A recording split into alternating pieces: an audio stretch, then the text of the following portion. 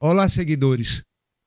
O convidado hoje de Conversando com Benjuíno é o ex-secretário municipal de Cultura de Palmeira dos Índios, licenciado em História, pós-graduado em História do Brasil, mestre em Antropologia Cultural e recentemente foi aprovado numa prova para iniciar o doutorado em História. Estamos falando do nosso amigo professor Cássio Júnior. Seja bem-vindo ao canal Conversando com o Benjuíno. É um prazer contar com sua presença no canal Conversando com o Benjuíno. Benjuíno, é uma alegria imensa para mim estar aqui conversando contigo e para a tua audiência. Espero que seja uma conversa muito proveitosa. Com certeza será. Há poucos dias, numa audiência pública realizada pela Câmara de Vereadores de Palmeira dos Índios, a respeito das deficiências no abastecimento d'água no município, o presidente do Legislativo Municipal, Mátcio Monteiro, tentou cessear o direito, vosso direito de se manifestar como representante dos índios Chucuru-Cariri. Você concorda que essa tentativa de amordaçamento constitui um desrespeito e uma afronta não só aos interesses e direitos do povo Chucuru-Cariri, como também ao cidadão em geral? Com certeza, Benjuíno. Foi uma cena realmente lamentável, né? As audiências públicas, diferentes daquelas audiências ordinárias, das sessões ordinárias, são audiências caracterizadas pela participação popular, né? Pela participação do povo. É assim em todo o Brasil. E aí, infelizmente, talvez por uma discordância ideológica com minha pessoa, o presidente do Poder Legislativo Municipal tentou proibir a minha fala, cerceá-la, né? E assim, representou uma afronta porque eu não estava ali me autorrepresentando. Tinha entre 50 e 60 indígenas acompanhando a sessão e todos esses me elegeram para E representá-los. você é índio. E eu indígena, então ele afrontou, cerceou o direito de toda uma coletividade. É lamentável, sobretudo em uma cidade que teve e tem grandes democratas, né? Então, realmente foi uma cena que diminuiu o legislativo municipal. Você concorda que o vereador Mátcio Monteiro foi truculento e arbitrário? Concordo plenamente. Inclusive, a própria conta oficial da Câmara de Vereadores no Instagram publicou ontem um vídeo onde ele comentava que ele tinha esse poder de polícia, né? Que o regimento garantia a ele esse poder de polícia, inclusive de retirar pessoas da Câmara, enfim, que ele poderia acionar o policiamento. Mas eu acho que é uma truculência desnecessária, sobretudo que o cidadão palmeirense é um cidadão pacífico, né? Então, um cidadão, quando ele vai às 7 da noite na Câmara Municipal, ele vai lá não para passear, ele vai lá para reivindicar algum direito. Ele não vai badernar, ele vai lutar por algum direito. Então, quando na sessão ordinária nós fomos àquela Câmara, nós indígenas, nós fomos reivindicar um direito. A maioria ali, Gilvan, eram agricultores. Eu sou professor, passei o dia dando aula. Então fui lá à noite na Câmara para reivindicar um direito.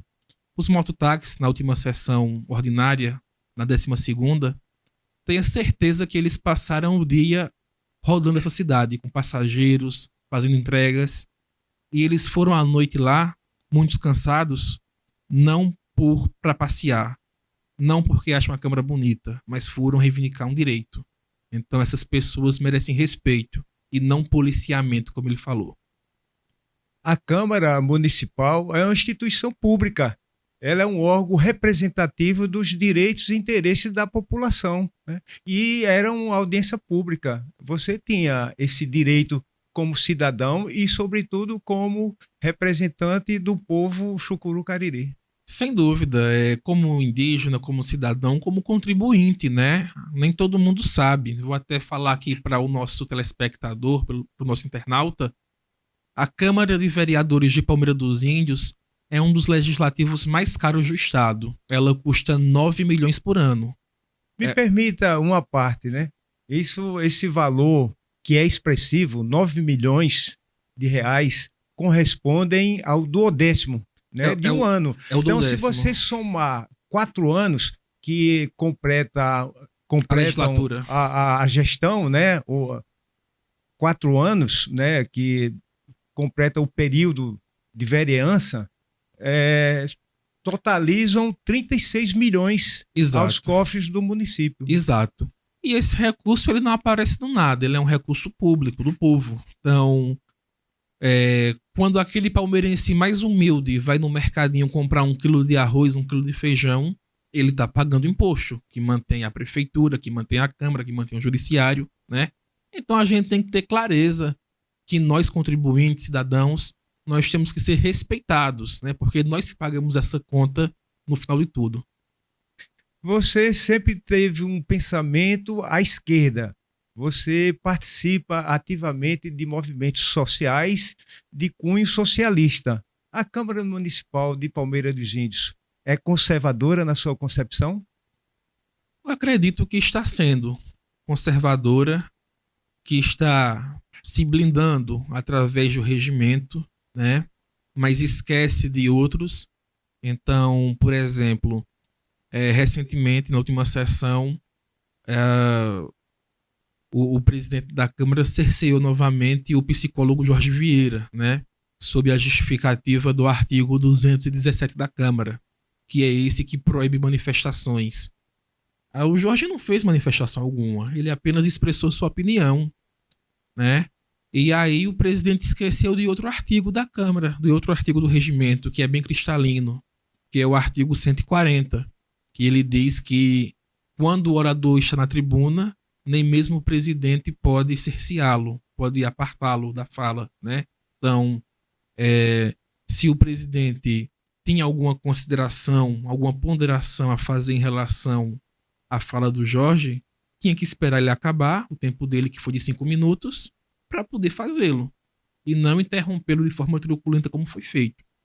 Você concorda que a Câmara Municipal de Palmeira dos Índios deve convidar a população para discutir cidadania? Sem dúvida, é fundamental, sobretudo, fazer isso a parte de audiências públicas, né? Então, é um espaço de Mensalmente. mensalmente, inclusive, e não esperando situações de calamidade, né? A audiência sobre a água só aconteceu por tudo que está acontecendo na cidade, de ruas esburacadas, ruas totalmente destruídas, pessoas, às vezes, há 20, 30 dias sem água em casa. Então, assim, essa audiência aconteceu devido a todo um contexto desastroso, mas não deveria se esperar isso acontecer, né? Deveria acontecer audiências públicas de forma regular para tratar dos mais diversos interesses possíveis. Aproveitando o ensejo, o vereador Matos Monteiro, dias atrás, ele acusou o povo Chucuru Cariri de desviar a água que é fornecida à população de Palmeira dos Índios. Essa informação corresponde, tem procedência? É verdadeira? Olha só, Benjuíno, o que acontece? Você, como também formado em direito, né, e trabalhou com a questão indígena, sabe, né, que o artigo 231 da Constituição Federal, ele garante ao indígena o usufruto exclusivo e permanente daquelas terras tradicionalmente ocupadas, né? Então, quando foi feito esse projeto de passar essa adutora, foi verificado que essa adutora iria cortar a Fazenda Canto, que é uma terra tradicionalmente ocupada. Então, à época, foi feito um acordo com a Casal e com o governo de Alagoas, que mesmo o povo Chucuru Cariri, detendo o usufruto exclusivo e permanente daquela terra, iria se autorizar aquela comunidade a fazer uso da água dessa adutora. Iria ser feito 3 furos nessa adutora, lá em Fazenda Canto, para que a comunidade usasse. Uma água, inclusive, bruta, não tratada, porque ela só é tratada quando chega aqui em Palmeira, na estação de tratamento. Tá? Então, Fazenda Canto usa sim dessa água, mas não é furto, é fruto de um acordo com a Casal e com o governo do estado, né? Onde é uma contrapartida pela passagem da adutora pela terra indígena. A Casal era uma empresa pública.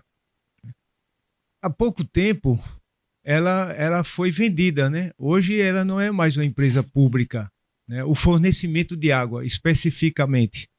E ela deixou de prestar um serviço público relevante e hoje é uma empresa privada que está provocando sérios transtornos à população de Palmeira dos Índios. Ela foi vendida com a anuência do ex-prefeito Júlio da Silva, salvo engano, por 106 milhões de reais. Você, como professor, como cidadão, como índio, como representante de uma etnia tão importante que é a Xucuru Cariri, você concorda com a venda do fornecimento de água à população de Palmeira dos Índios? Exato, Gilvan. A Casal, ela continua existindo.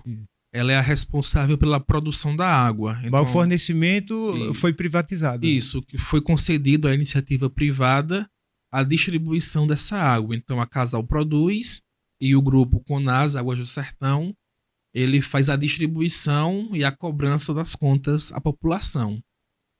Particularmente eu discordo desse modelo que concede um bem público, um direito humano fundamental que é a água, para uma empresa privada. Porque a empresa privada, ela, querendo ou não, ela visa o lucro. Então ela coloca o lucro acima do interesse público. Diversos países no mundo privatizaram a água e reestatizaram. Então, diversos países da Europa, como o caso da França, da Alemanha, os Estados Unidos, que é um país tão liberal, é um país que é tão voltado à iniciativa privada, mas viu que não podia deixar a água sob o controle de um grupo privado, né? Então, eu acredito que o que foi feito em Alagoas vai na contramão do que ocorreu no mundo, né? Que se percebeu que é importante que o Estado, que o ente público tenha o controle desse recurso mineral e natural tão importante.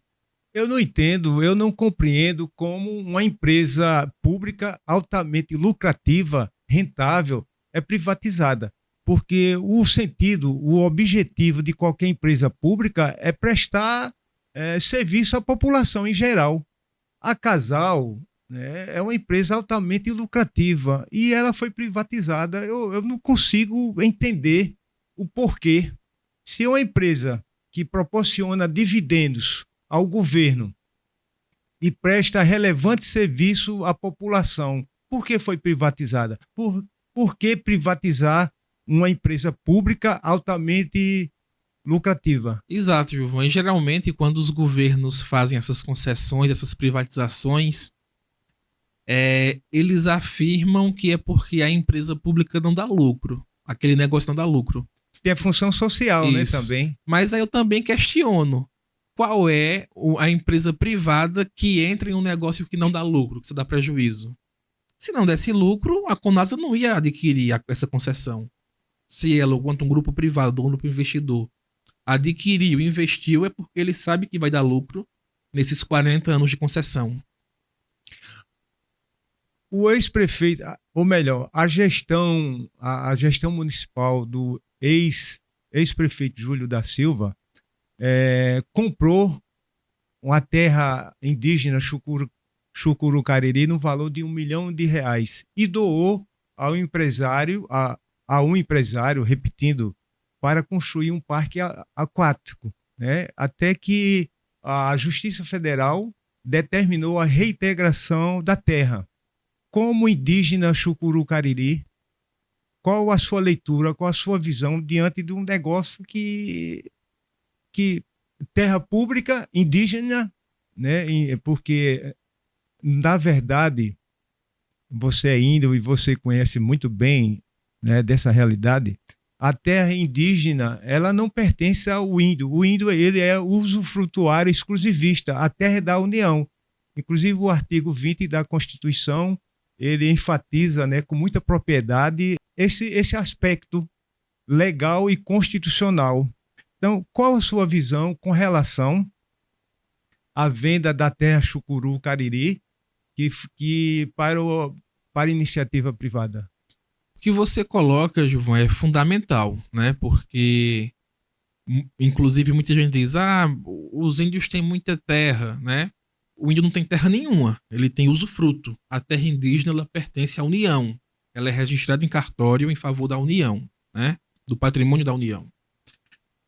E aí, realmente, esse ato da Prefeitura Municipal, eu considero como um ato um tanto desastroso do ponto de vista administrativo e político, né?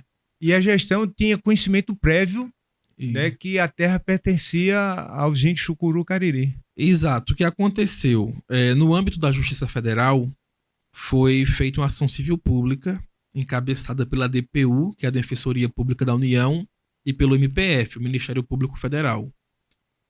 Eles já conseguiram sentença na 8ª Vara da Justiça Federal em Arapiraca, condenando a Prefeitura e a empresa VPO Mena, que é a empresa privada ao qual a terra foi doada, que demolisse tudo que já foi construído e que se furtasse de novas construções.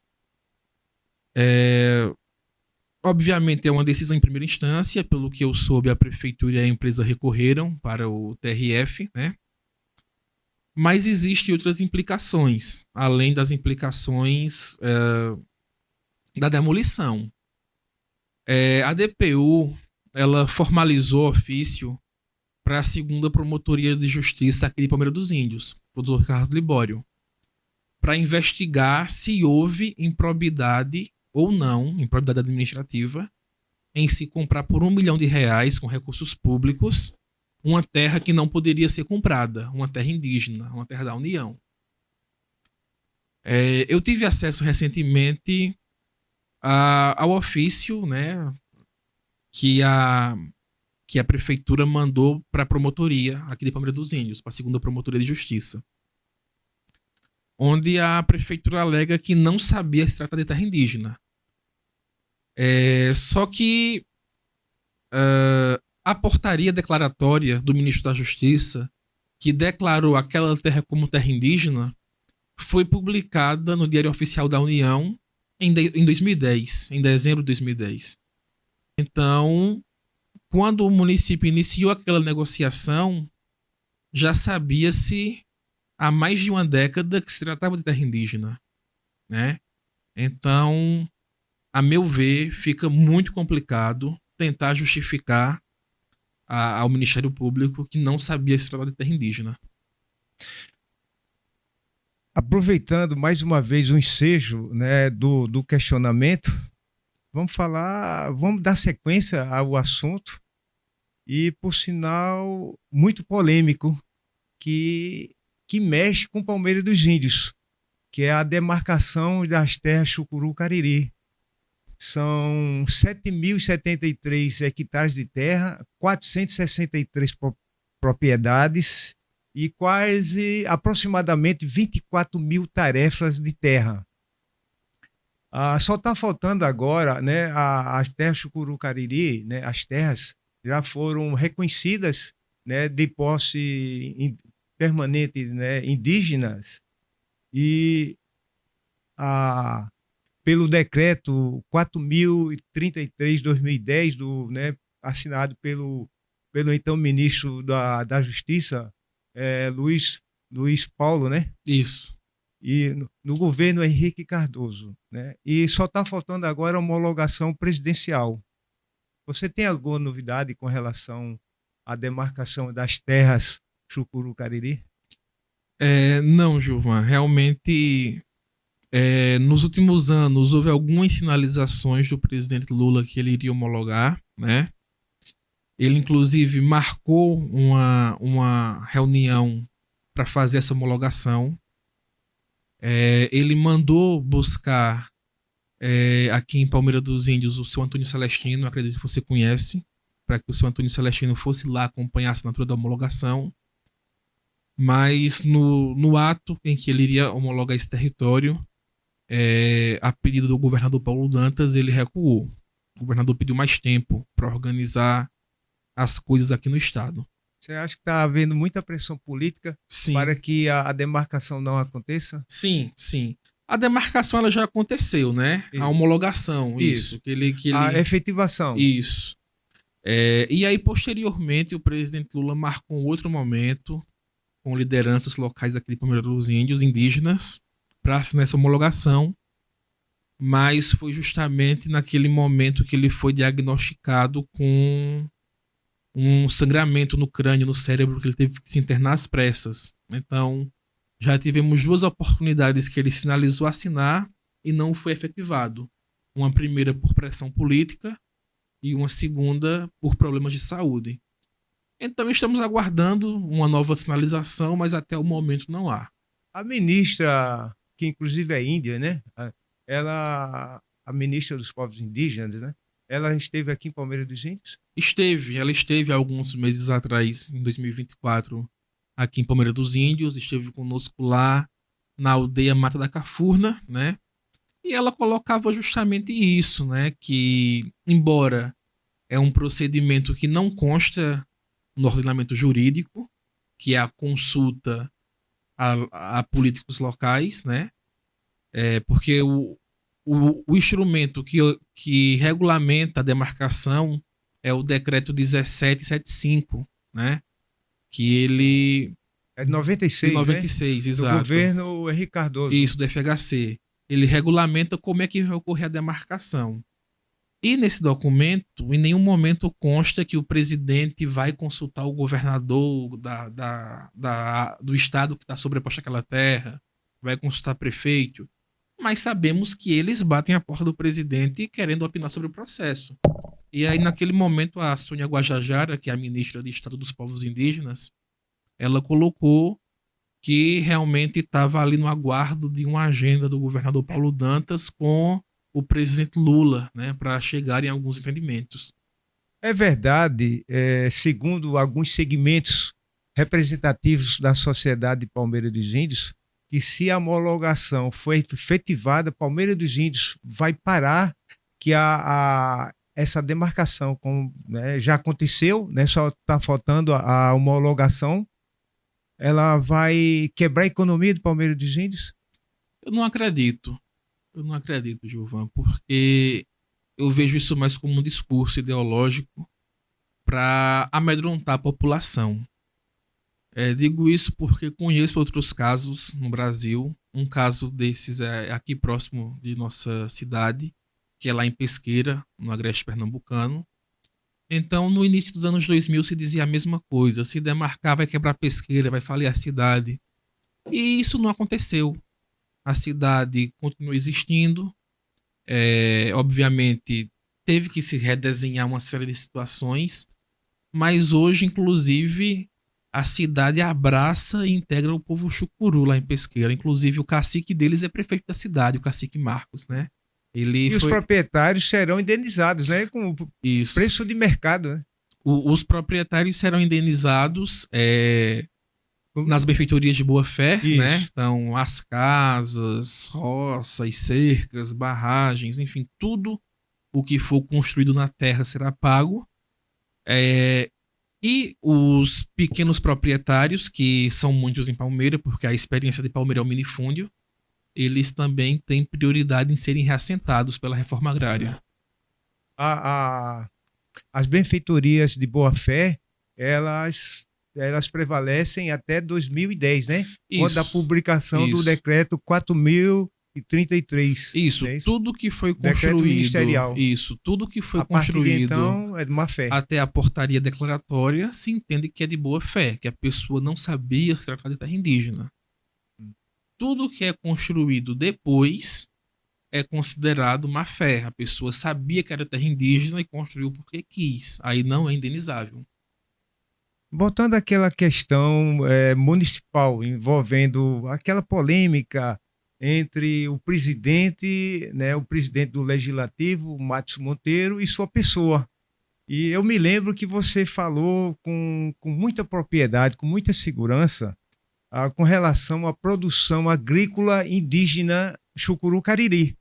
E você falou naquela oportunidade que a Secretaria Municipal de Agricultura, cujo secretário foi indicado pelo vereador Matos Monteiro, não compra a produção agrícola Chucuru Cariri, que ela é exportada para outros municípios. E a Secretaria de Agricultura de Palmeira dos Índios não dá prioridade à produção nativa. Exato. A Fazenda Canto é uma comunidade que hoje a principal fonte de renda dos moradores é a agricultura, tá? E tem uma produção muito grande. O que é que os índios plantam? Lá, nossa principal cultura é a questão da banana e da macaxeira. Mas também há outros itens da questão da agricultura familiar. Batata doce em menor escala. Também a questão das verduras, dos legumes. Também encontramos. Mas em grande escala mesmo é banana e macaxeira. Quais os municípios que compram a produção agrícola Chucuru Cariri? Olha, Gilvan, os nossos agricultores, eles fornecem sobretudo para as feiras livres. Então, feiras livres em diversos municípios da região. Mas aí, pensando na questão institucional, né, quando a prefeitura compra, hoje a prefeitura que compra do Chucuru Cariri é o Igaci. Porque nós temos 6 famílias lá da nossa comunidade que são filiadas na Agra, que é uma associação lá de Igaci. E a Agra, por sua vez, ela é credenciada para fornecer para a merenda escolar de Igaci. Então, aquele comentário que eu fiz foi nesse sentido, que a macaxeira, a batata doce, a banana produzida na terra indígena alimenta a rede municipal de Igaci, mas ainda não encontrou uma porta, uma janela aberta para vender para as nossas crianças, que é uma alimentação saudável, sem agrotóxico, né? Então, a minha indignação foi nesse sentido. E nós também, né, lá nossa associação da comunidade, também já executou vários projetos do PAA, que é o Programa de Aquisição de Alimentos, que é junto à Conab. Então, entes públicos que compram lá da aldeia, a Conab e também o município de Igaci. Na sua visão, na sua concepção, qual o motivo que impede, por que o município de Palmeira dos Índios, especialmente a Secretaria de Agricultura, não compra, não prestigia, não valoriza a produção agrícola Chucuru Cariri?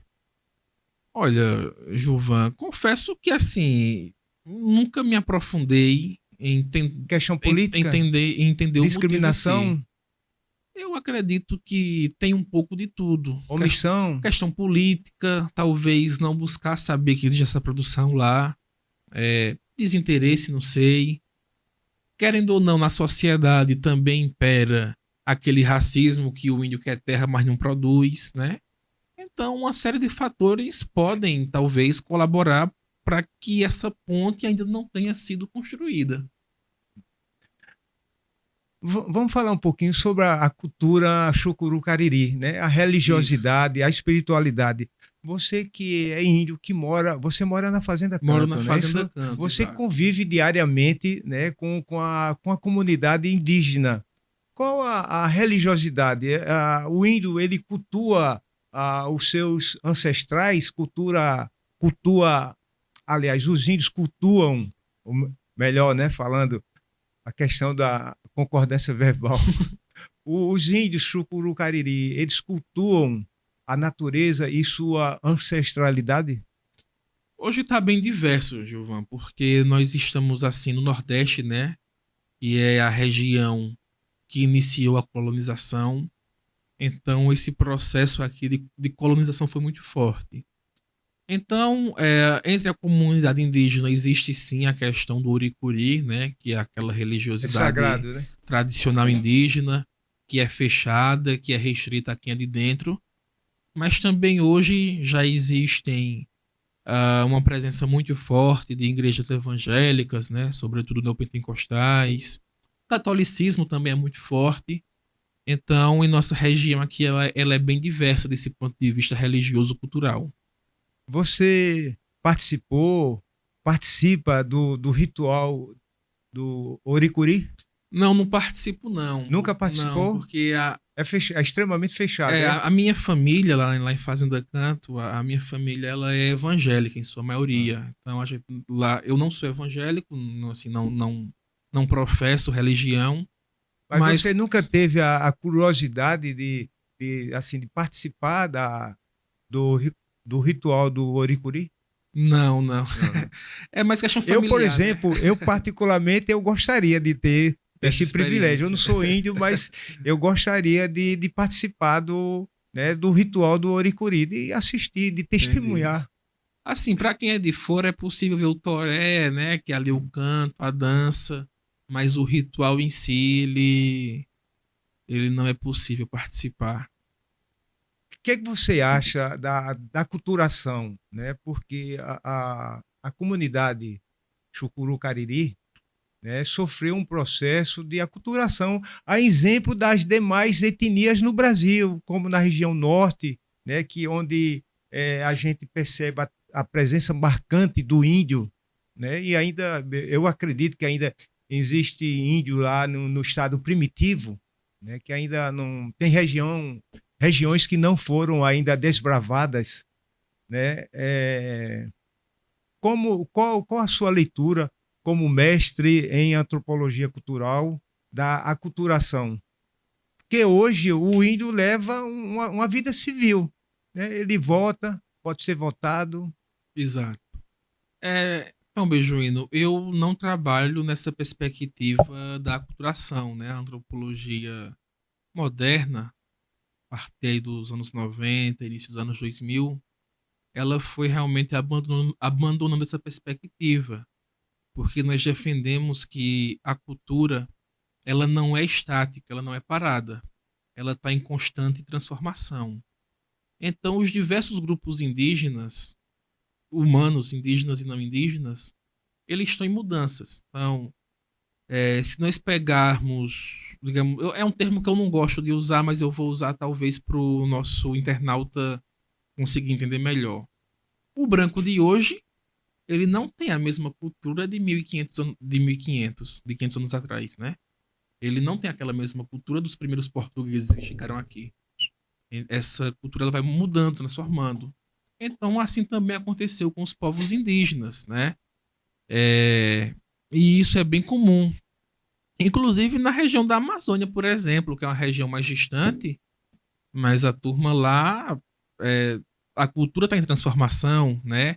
Eu acompanho alguns jovens indígenas da região amazônica que colocaram lá a internet com aquela, enfim, aquela antena, né, que pega via satélite e fazem vídeos, postam conteúdo na internet.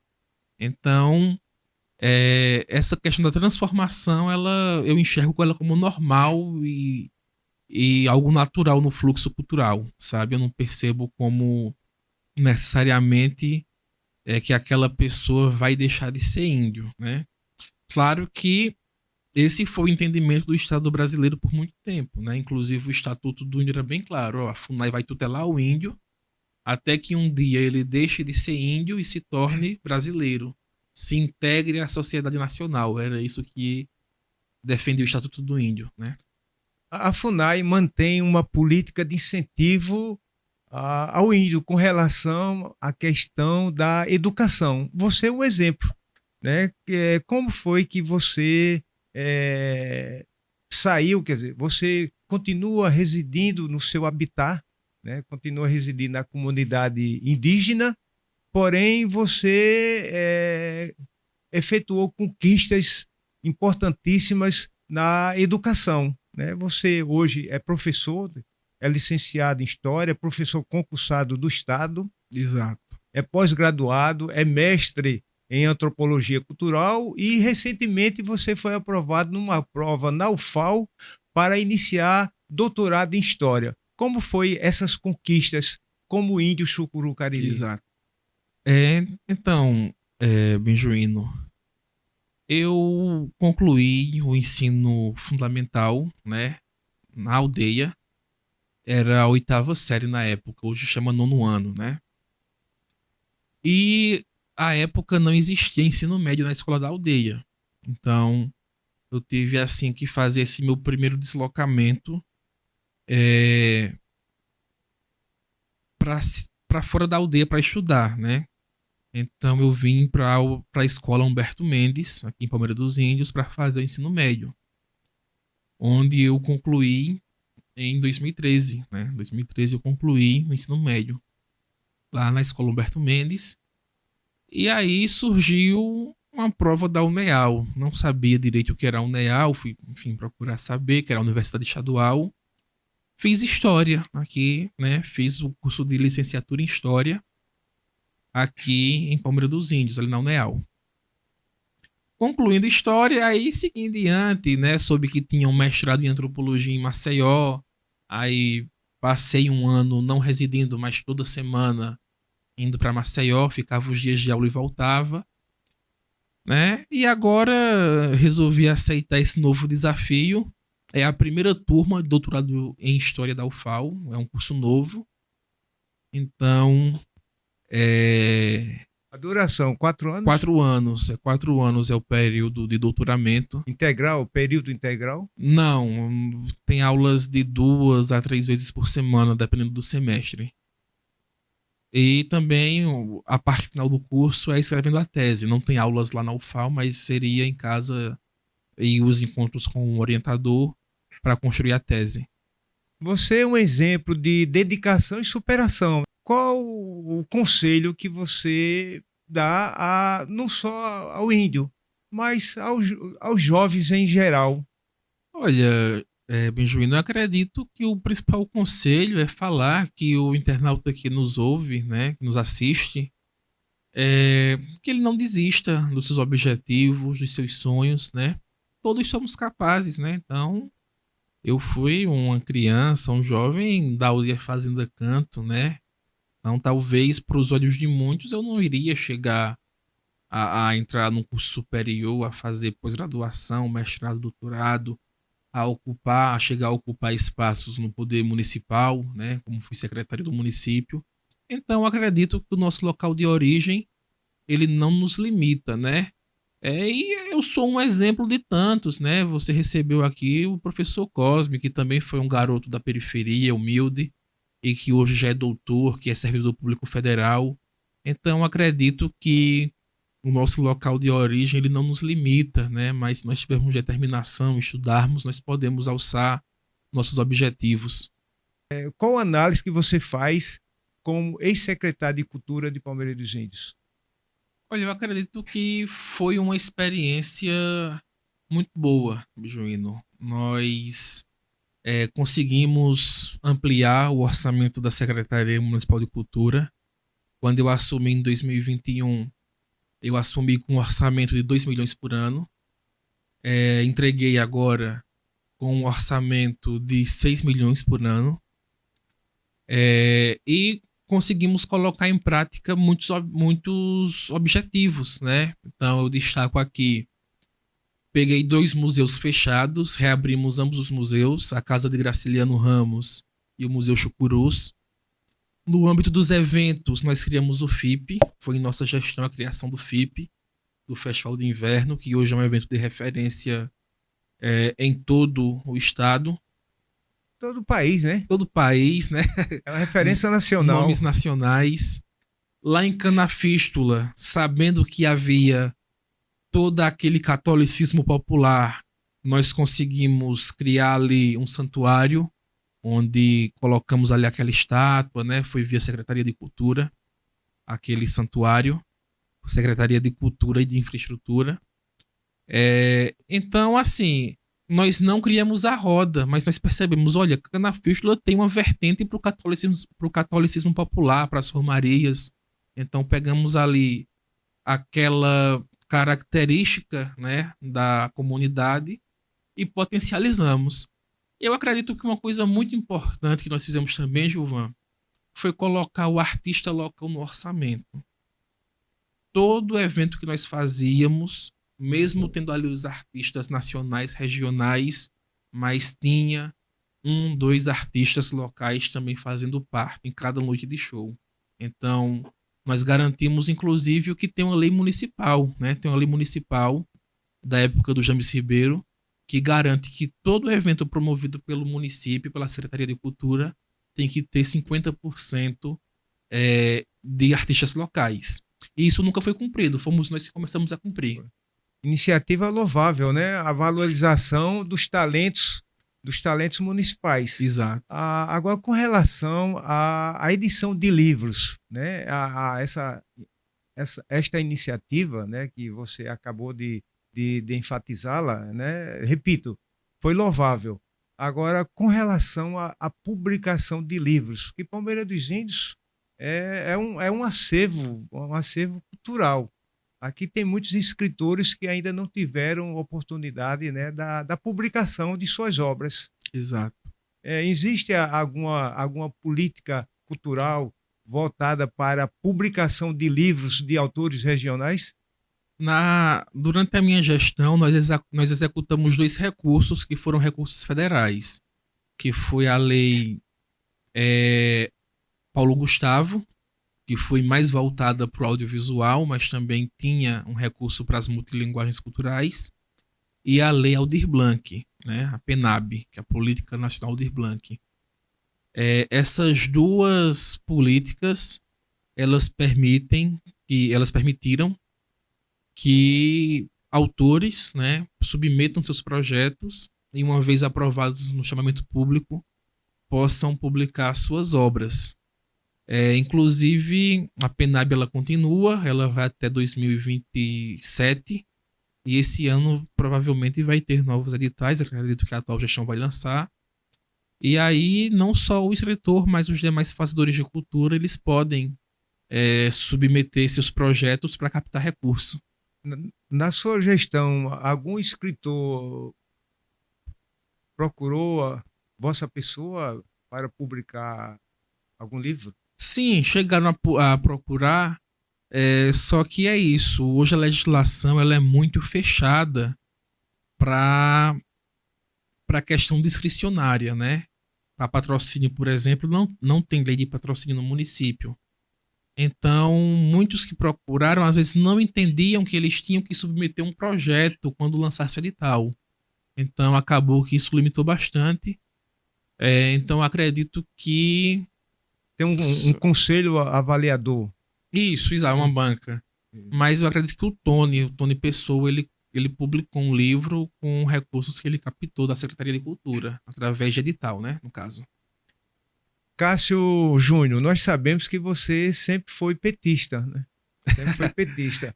E o PT de Palmeira dos Índios tem 2 chapas concorrentes. Exato. Né? Inclusive você é vice-candidato. Exato. O PT de Palmeira dos Índios está rachado, está dividido? Não, na realidade o PT ele tem uma característica que os outros partidos não têm, que é que o filiado é ele que elege o presidente do partido, tanto a nível municipal, a nível estadual e a nível federal. Geralmente isso não ocorre nos outros partidos, né? Nos outros partidos, geralmente algum figurão determina, olha, em tal cidade o presidente é fulano. Isso no PT não ocorre. No PT, os filiados vão às urnas para votar, né? Então, no dia 6 de julho, o presidente Lula vai estar votando lá em São Bernardo do Campo e eu vou estar votando aqui em Palmeira dos Índios. Então, vamos todos às urnas. E o que você tem a dizer para aquele cidadão que vê o PT como um partido descaracterizado, um partido que perdeu sua identidade ideológica de lutar pelas causas sociais? Então, Gilvan, quando eu coloquei meu nome à disposição em uma das chapas, né, junto com Antides Basílio, eu como vice-presidente, ele como presidente, é porque nós acreditamos que realmente a direção do partido no município, que está no poder há 20 anos, ela desvirtuou-se. Ela abandonou a perspectiva originária do partido, né? Então, o PT ele teve como característica, né, o Partido dos Trabalhadores teve como característica manter um diálogo com a classe trabalhadora, com os movimentos sociais, buscando justiça social. E nós enxergamos que no caso de Palmeira dos Índios, há 20 anos, um grupo de burgueses, burocratas, estão à frente do partido. Então, eu vou te dar um exemplo bem prático. Como é que a atual presidente do PT... Quem é a presidente? É a Sheila Duarte, que é a vice-prefeita, né? Ela coleciona os cargos de presidente do PT e vice-prefeita da cidade. Como é que ela, enxergando a população sofrendo, em crise, sendo explorada por uma empresa multimilionária, que é o Grupo Conasa, ela diz, olha, você que está com problema com a Conasa, procure um advogado. Isso está público, isso foi na internet. É um discurso elitista e um discurso de uma pessoa que não consegue ter leitura da realidade, da sociedade, Gilvan. Gilvan, o Ministério do Desenvolvimento Social diz que 14.700 famílias aqui de Palmeira dos Índios, famílias, não é pessoas não, 14.700 famílias vivem do Bolsa Família. São pessoas que, para ter um prato de comida em casa, dependem de programas de transferência de renda. Então, como é que a presidente do PT vai para as suas redes sociais dizer que esse povo que não está tendo condição de pagar o talão de água, procure cada um advogado para brigar contra uma empresa multimilionária? Então, o que essas pessoas precisam naquela situação não é de advogado, é que a classe política se una para exigir que essa empresa respeite a população, né? Então é por discursos como esse, por acreditar que essa turma que está aí não tem noção da realidade, que eu coloquei meu nome à disposição do filiado e da filiada ao PT.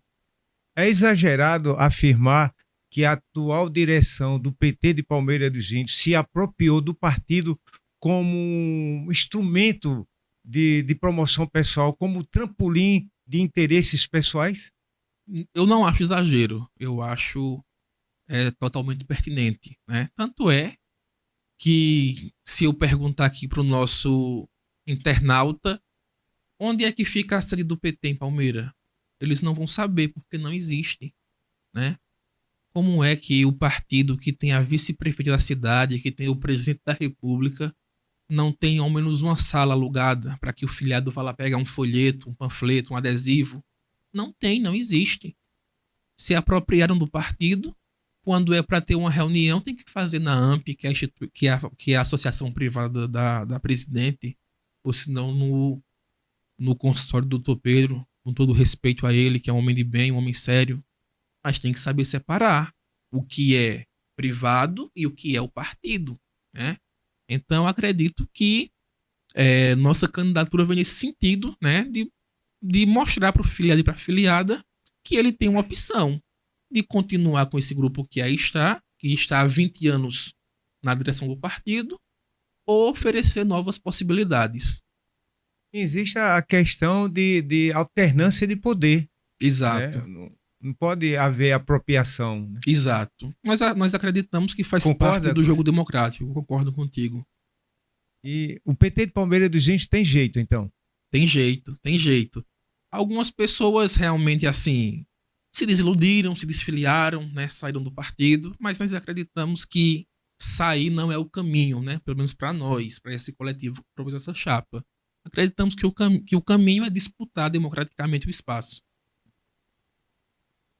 Ainda vale a pena a gente acreditar no socialismo, na luta pela defesa dos interesses coletivos? Sim, eu acredito que sim, Gilvan, porque eu acredito assim que igualdade plena, perfeita não vai existir, né? Sempre vai haver diferenças sociais. Agora, o que não pode é o capital estar acima dos interesses coletivos, né? Então, às vezes a gente debate isso sem nem perceber, né? Olha, quando nós falamos do Grupo Conasa, né? Que é uma empresa bilionária que chegou na cidade e está comprometendo o acesso da população a um recurso humano fundamental, a água, né? Então, acredito que nós que somos desse campo progressista, nós temos que puxar esse debate na sociedade, né? Que é o debate sobre o bem-estar social, um debate sobre igualdade de direitos, né? Então, acredito que nós não podemos desistir desse debate. Alguém disse que a direção do PT palmeirense é socialista teoricamente, mas na prática é elitista, é burguês, é burguesa e apropriadora de uma sigla que é usada como instrumento, como trampolim. Eu concordo, porque a militância só é enxergada, só é chamada para dialogar às vésperas de eleições. Não é um trabalho de base, não é um trabalho continuado, é um trabalho que deveria ocorrer ao longo de todos os anos. Ele é restrito a ano eleitoral. Então nós não acreditamos nesse modelo de trabalho com o partido. Dois pesos e duas medidas, né? Exato. Alguém disse que o PT foi o professor Cosme Rogério. Ele disse que saiu do PT porque é petista. Exato. E que o PT de Palmeira dos Índios é meramente cartorial. Exato. Porque quando ele desfilou... Palavras do professor Cosme Rogério. Eu assisti a entrevista dele e qual foi o contexto? Quando ele desfiliou do partido, algumas pessoas acharam que ele tinha deixado de ser progressista, deixado de ser petista. Ele disse, não, eu saí porque eu sou petista. Eu saí porque eu sou de esquerda. E o partido hoje, a direção não é de esquerda. Cássio Júnior, chegamos ao final do canal Conversando com Benjuíno. Agradecemos mais uma vez sua presença, sua contribuição, foi valiosíssima, né? Esse bate-papo, né? Olho no olho. Muitíssimo obrigado e à disposição às câmeras do canal Conversando com Benjuíno para os seus seguidores. Benjuíno, somente te agradecer pela boa conversa, pelo bom bate-papo sobre temas de relevante interesse social, né? Agradecer a tua audiência que nos acompanha e realmente destacar que tudo que eu falei aqui não estou discutindo pessoas, mas sim ideias, ações, atitudes, né? E eu acredito que faz parte do jogo democrático discutir essas ideias, obviamente, sem atacar o pessoal de ninguém. Mais uma vez, muitíssimo obrigado.